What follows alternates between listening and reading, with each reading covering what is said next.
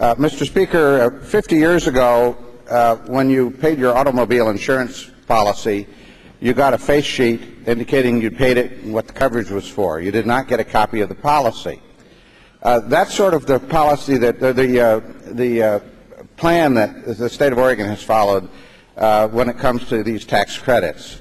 You sort of get an overview, but actually getting at the detailed information of what you bought is difficult. It can be done, but it's hard. After that, the states, including Oregon, passed rules that said, well, no, if you sell an automobile insurance policy, you have to give the purchaser a copy of the policy along with the face sheet. Well, so that started to happen. Those first policies that came out were pretty rough because they had been written for professionals.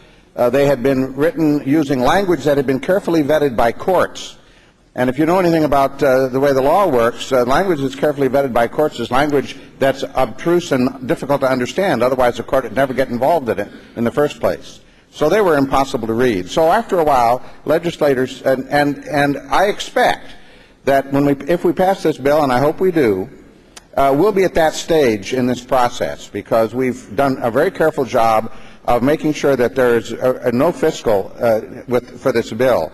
And the result is we expect the information to be fairly raw, which means that those who are in the know will be able to interpret and make sense of it.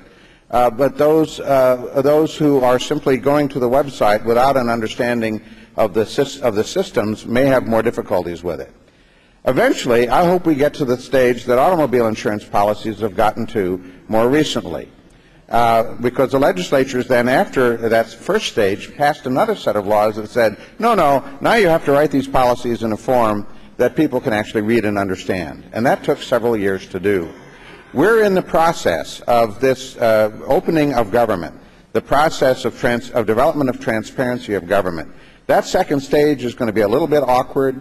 It's going to be a little bit difficult. But, colleagues, this information, getting this information out, even in the rough form that this bill requires it to be done, is a significant step forward over where we have been when the information has been very hard to get, required Freedom of Information Act kinds of requests.